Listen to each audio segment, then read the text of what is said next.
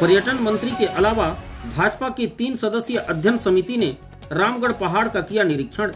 पूर्व deputy CM TS Singhdeo ने रामगढ़ पहाड़ को बचाने की सीएम को लिखा था पत्र। छत्तीसगढ़ की सरगुजा के ऐतिहासिक धरोहर रामगढ़ पहाड़ को बचाने कुछ दिन पूर्व डिप्टी सीएम टीएस सिंहदेव ने सीएम को पत्र लिखा था, जिसके बाद भाजपा ने 3 सदस्यीय अध्ययन समिति का गठन किया था।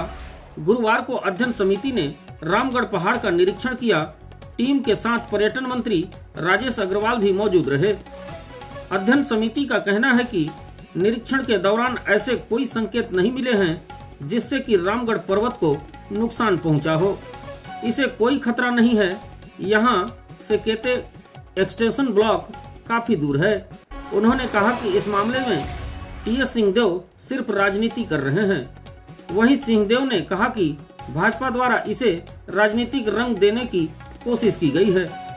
आपको बता दें कि कुछ दिन पूर्व टीएस सिंहदेव ने प्रेस वार्ता कर रामगढ़ पहाड़ का अस्तित्व खतरे में आने की बात कही थी। उन्होंने कहा था कि कोल ब्लॉक संचालित होने व ब्लास्टिंग के कारण रामगढ़ पहाड़ में दरारें आ रही हैं। इस कारण आस्था का केंद्र रामगढ़ पहाड़ी को भारी नुकसान हो रहा है। अगर इस पर गंभीरता नहीं दिखाई गई तो आने वाले समय में रामगढ़ पहाड़ का अस्तित्व खतरे में पड़ सकता है। रामगढ़ पहाड़ी के संरक्षण के लिए उन्होंने गैर राजनीतिक मंच का भी गठन किया है। वहीं उन्होंने मुख्यमंत्री को पत्र भी लिखा। इस पर भाजपा द्वारा 3 सदस्यीय अध्ययन समिति का गठन किया गया था। गुरुवार को अध्ययन समिति के संयोजक पूर्व विधायक शिवरतन शर्मा, समिति सदस्य विधायक रेणुका सिंह एवं प्रदेश महामंत्री भाजपा अखिलेश सोनी के अलावा पर्यटन एवं सांस्कृतिक मंत्री राजेश अग्रवाल ने रामगढ़ पहाड़ का निरीक्षण किया। निरीक्षण के दौरान समिति ने क्षेत्र के जनप्रतिनिधियों, ग्राम वासियों एवं समाज प्रमुखों से मुलाकात कर उनकी बातें सुनी और विभिन्न पहलुओं की जानकारी प्राप्त की। समिति संयोजक शिवरतन शर्मा ने कहा कि हमने रामगढ़ पर्वत क्षेत्र का दौरा किया है और वास्तविक स्थितियों का अध्ययन किया है। यहाँ के जनप्रतिनिधियों और समाज प्रमुखों से हमें कई महत्वपूर्ण जानकारियां मिली हैं। समिति इन सभी तथ्यों को संकलन कर अपनी विस्तृत रिपोर्ट शीघ्र ही प्रदेश भाजपा को सौंपेगी।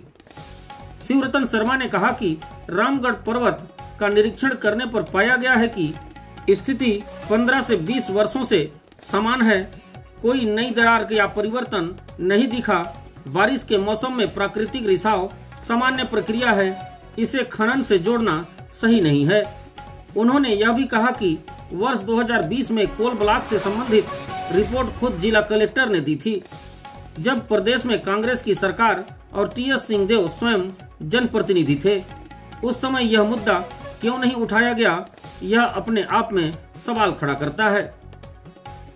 अध्ययन समिति के साथ पहुंचे मंत्री राजेश अग्रवाल ने कहा कि रामगढ़ मंदिर उनके लिए व्यक्तिगत आस्था का केंद्र है। मैं यहाँ नियमित आता हूँ और मुझे कोई विशेष परिवर्तन नहीं दिखा। जो स्थिति पहले थी वही अब भी बनी हुई है। रामगढ़ पहाड़ को कोई खतरा नहीं है। यदि भविष्य में किसी भी खनन गतिविधि से पर्वत को नुकसान होता है तो मैं खुद उसका विरोध करूंगा।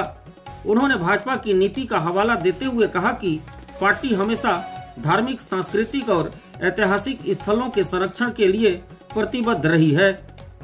इधर पूर्व उप मुख्यमंत्री टीएस सिंहदेव ने भाजपा द्वारा गठित रामगढ़ पर्वत समिति के बयानों पर कहा कि समिति के सभी सदस्य जिम्मेदार और अनुभवी नेता हैं। उन्होंने स्वयं सभी सदस्यों से जांच से पहले मोबाइल पर बात कर सरगुजा की जन भावनाओं का ध्यान रखने का आग्रह किया था। उन्होंने कहा है कि इस मुद्दे को पूरी तरह गैर राजनीतिक रूप से उठा रहा हूं, लेकिन समिति के सदस्यों द्वारा 2020 की अनुमति को लेकर कांग्रेस सरकार और उनके नाम का उल्लेख कर इसे राजनीतिक रंग देने की कोशिश की गई है।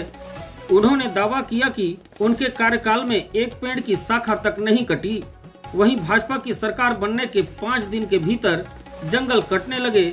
सिंहदेव ने यह भी बताया कि उन्हीं के कार्यकाल में खदान निरस्त करने का प्रस्ताव पारित हुआ था और विधानसभा में केते एक्सटेंशन खदान रद्द करने का संकल्प भी लिया गया था।